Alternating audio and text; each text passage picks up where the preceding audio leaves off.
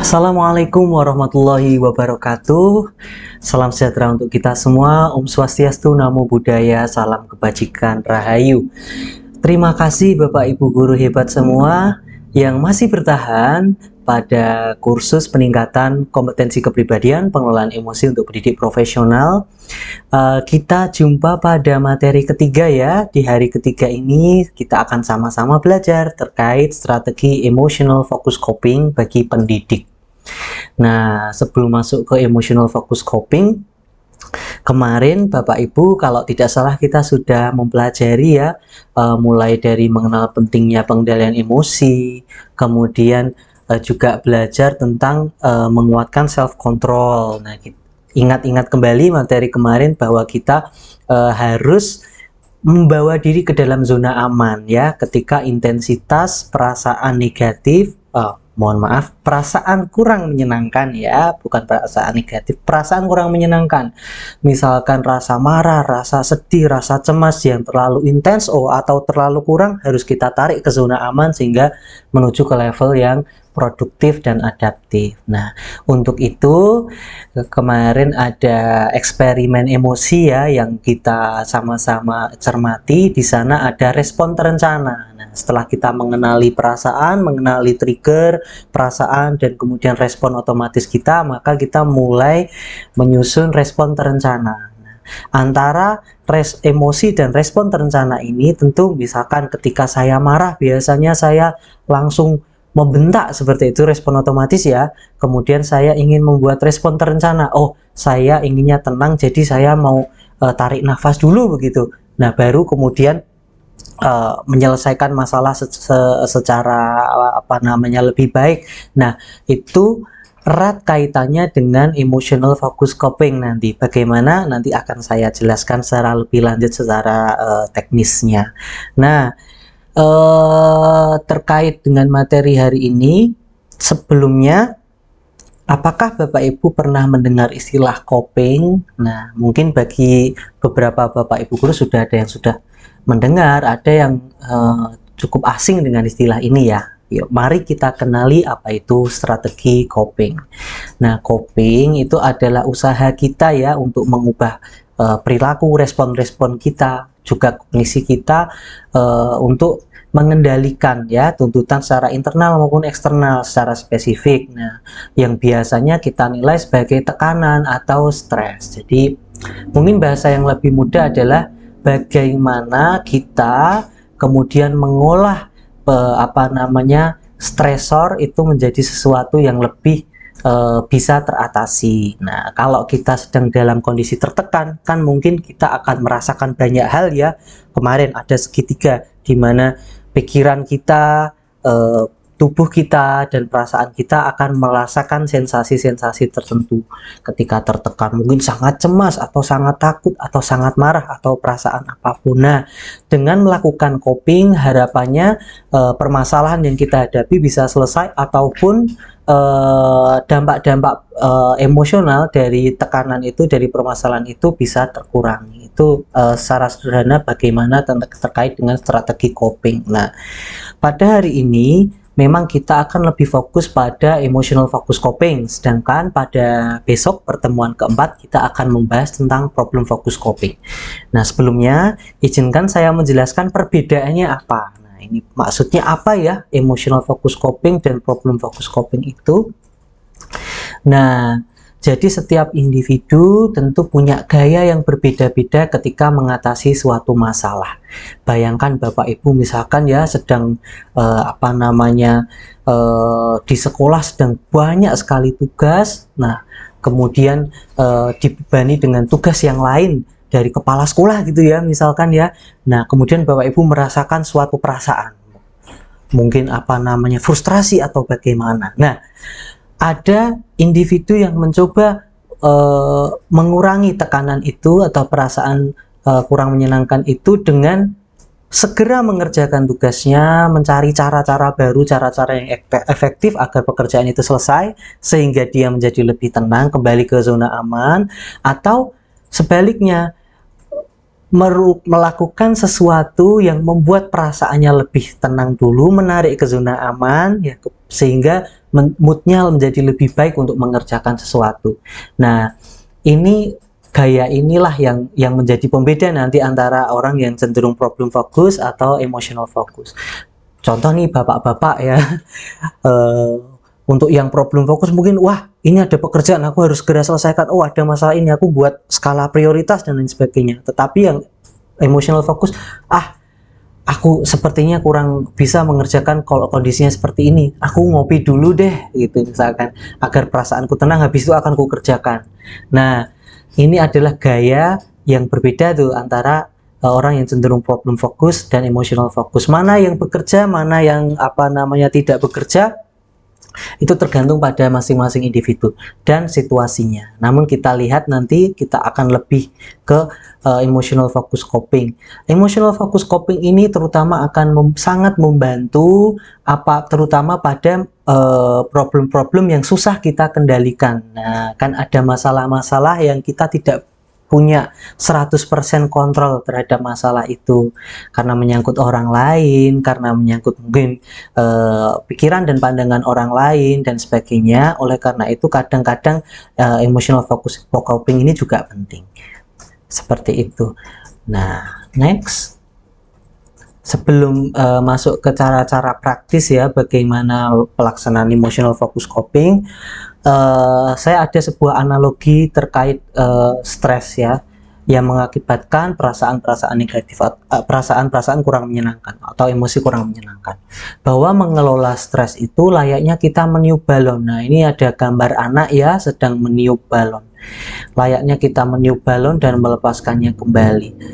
Kalau kita itu terus-terusan ya merasakan sesuatu dipendam, tidak dikelola, hanya dibiarkan saja, ini seperti balon ini, lama-lama dia semakin besar meletus ya.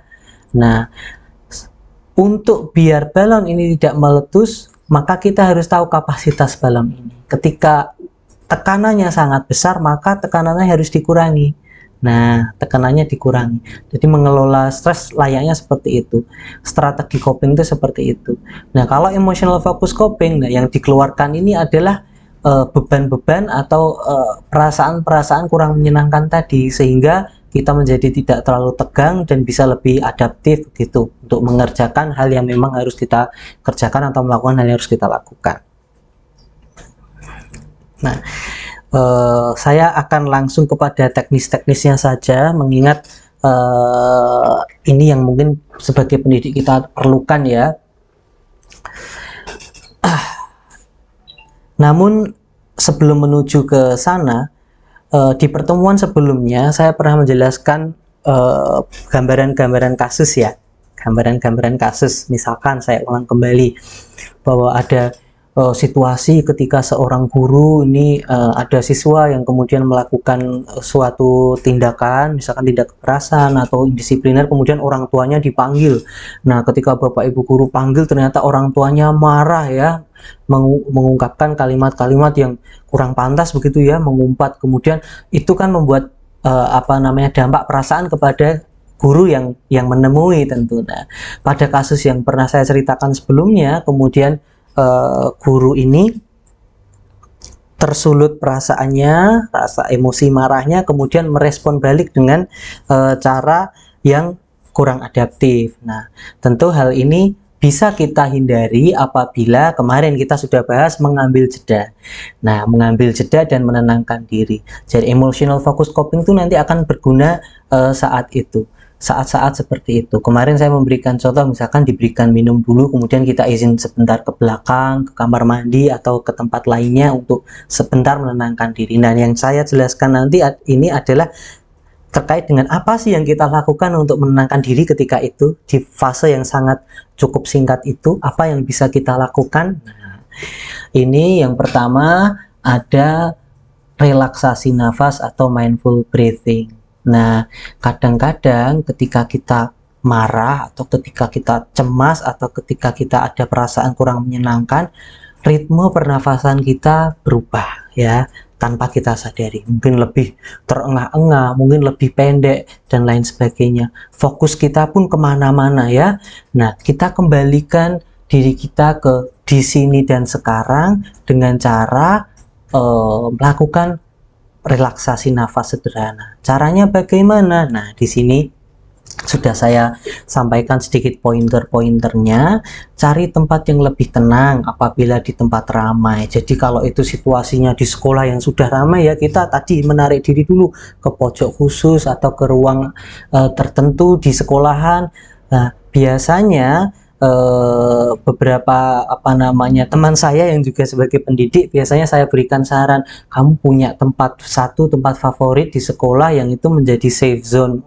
Nah, entah itu di pojok, di dekat kantin, dekat kantin yang lebih tenang, untuk ketika ada perasaan-perasaan yang sangat intens masuk ke zona yang terlalu intens, maka kita lakukan mindful breathing di situ dengan lebih tenang begitu. Nah, mulai tarik nafas perlahan melalui hidung pelan-pelan. Nah, sembari menarik nafas, bayangkan nafas tersebut masuk ke dalam tubuh. Nah, apabila sulit membayangkan, rasakan saja sensasi nafas itu melewati hidung dan rasakan rongga perut dan dada itu mengembang. Kemudian keluarkan nafas melalui mulut perlahan, rasakan sensasi nafas itu perlahan keluar melalui ujung mulut. Ulangi beberapa kali hingga merasa lebih rileks. Nah, jadi sangat sederhana sebenarnya bernafas. Menarik nafas melalui hidung, namun kita betul-betul menyadari ketika kita menarik nafas itu, pikiran kita sembari membayangkan nafas ini masuk atau merasakan nafas ini masuk. Kalau yang sulit membayangkan bagaimana, Pak? Rasakan saja kalau kita menarik nafas kan tentu hidung kita, dada kita ada sensasi ya, udara masuk, nah itu dirasakan. Kemudian dihembuskan perlahan. Nah, setelah itu bisa bernafas biasa sembari terus menyadari nafas itu. Nah, memikirkan nafas itu, nafas masuk, nafas keluar, dan seterusnya. Nah, sampai beberapa kali hingga merasa lebih rileks. Nah, karena tadi ritme nafas kita menjadi terganggu ketika kita dalam perasaan kurang menyenangkan. Nah, sehingga kita kembalikan ritme nafas. Ini akan sedikit banyak memberikan pengaruh. Namun ingat kemarin bahwa kondisi psikologis kita itu juga seperti otot.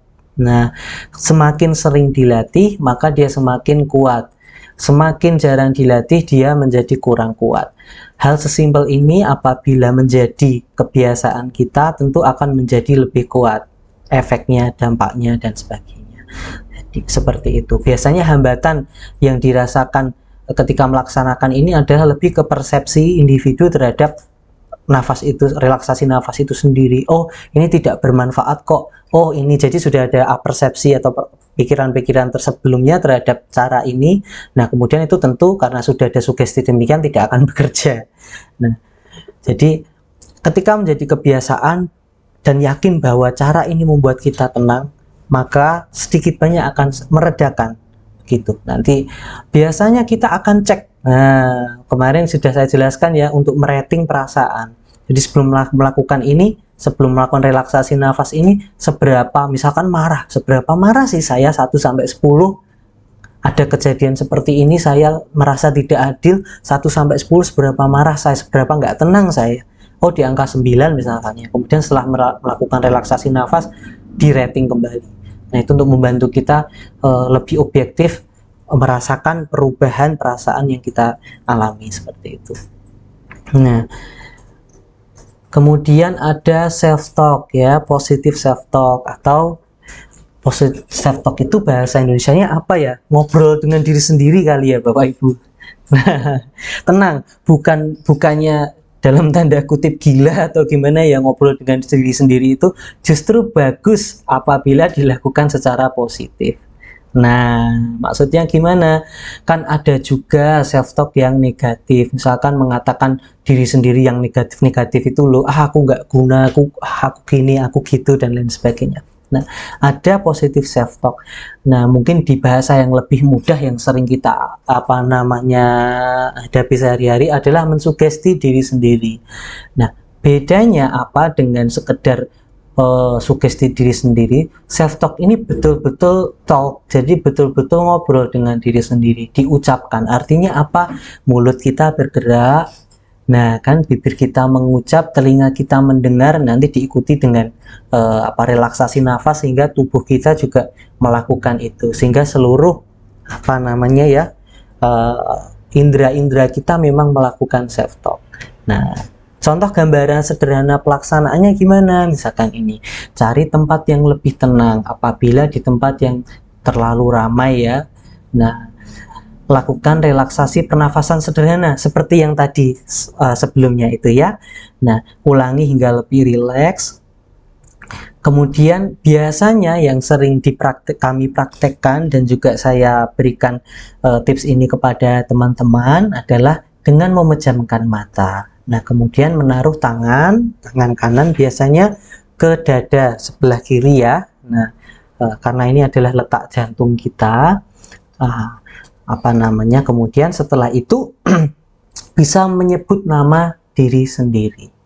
Nah, mungkin agak lucu ya, nyebut nama diri sendiri lucu. Iya, kalau itu mungkin diucapkan ke orang lain ya, kalau ngobrol. Tapi kalau sendirian mengucap nama diri sendiri itu menurut saya cukup baik. Kenapa? Karena kita seakan ngobrol betul dengan diri sendiri, mengunjungi diri sendiri.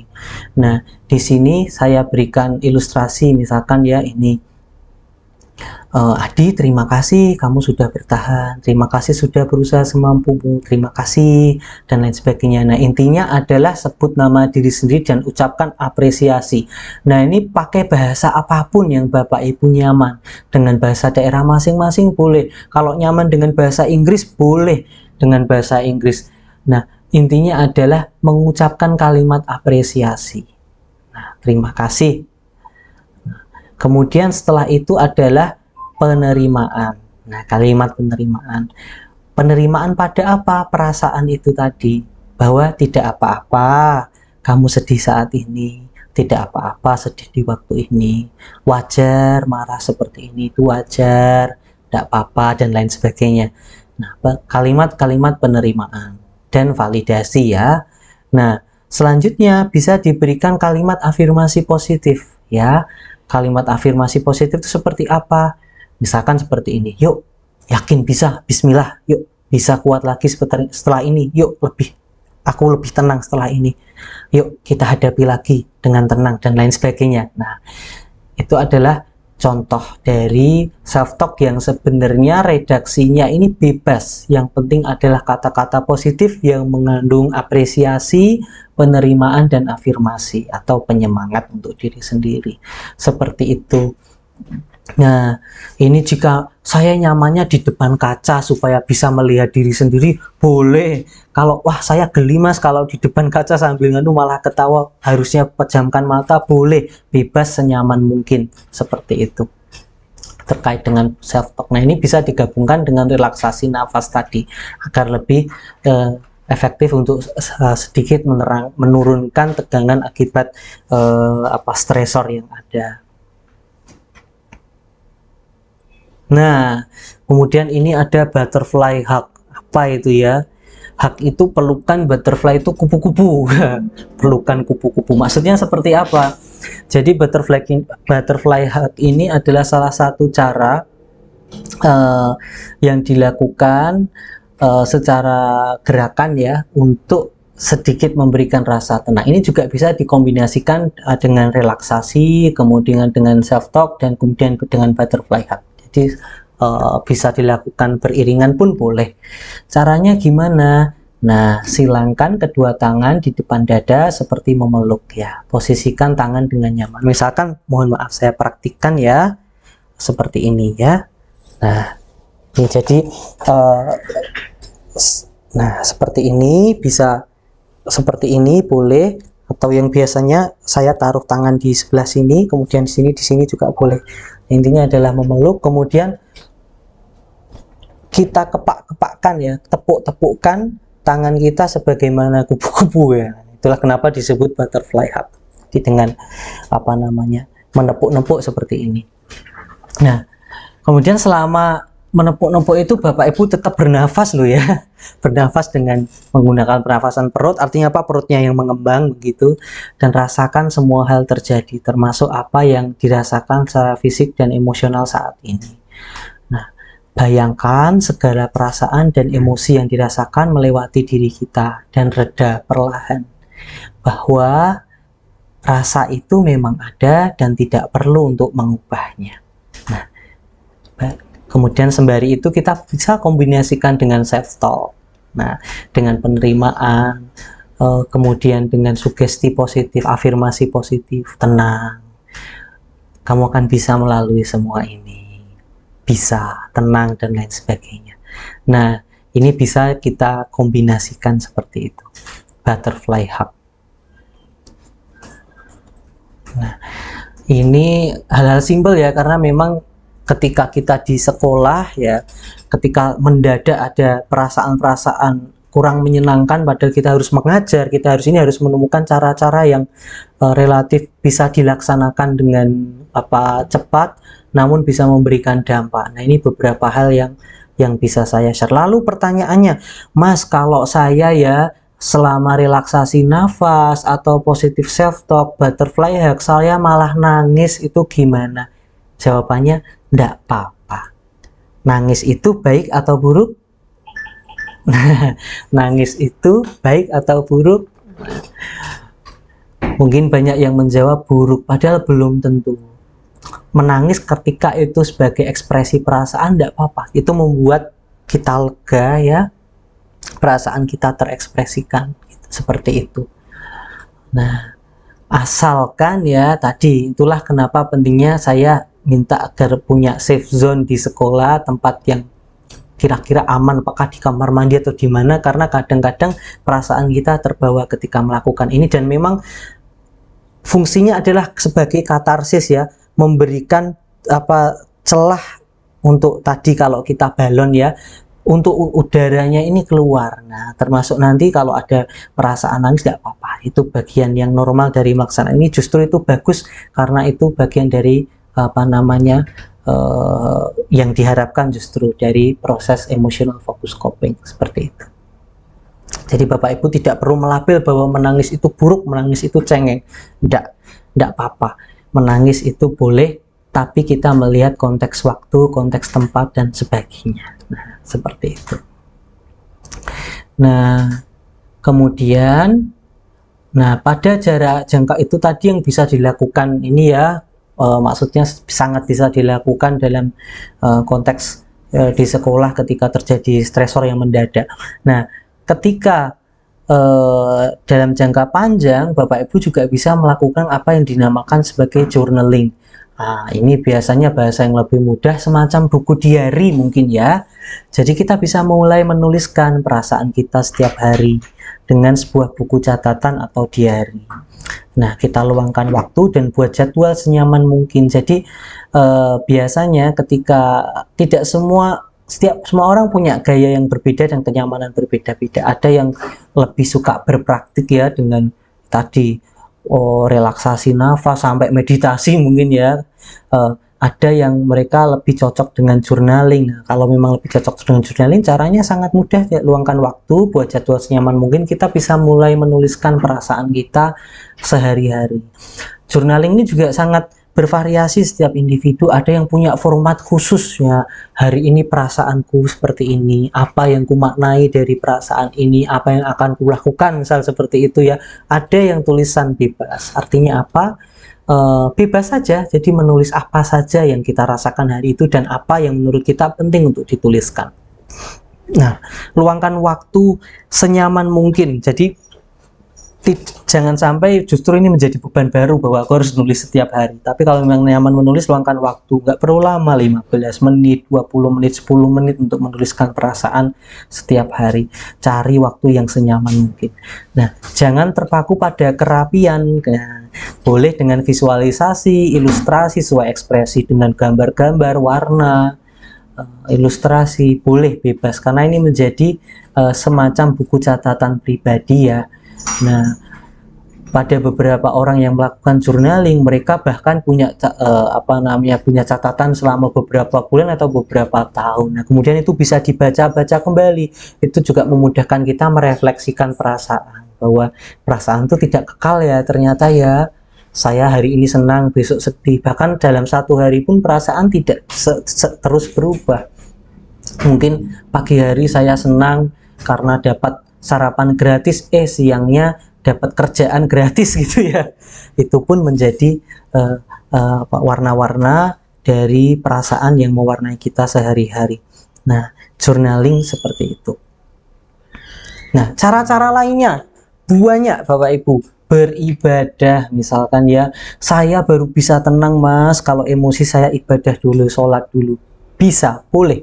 Menjalankan hobi bagi bapak-bapak ya, biasanya hobinya kalau nggak kalau di tempat saya itu bapak-bapak hobinya mancing atau pelihara burung ya, atau yang lain sebagainya. Kemudian curhat dengan teman, menuangkan dalam karya, mungkin yang suka menulis puisi, membuat lukisan, membuat prakarya, menganyam dan lain sebagainya, bebas, rekreasi dan cara-cara sebagainya yang mungkin bisa dilakukan untuk mengurangi tekanan perasaan. Tapi ini lebih ke cara-cara yang jangka panjang, yang secara time frame yang lebih panjang.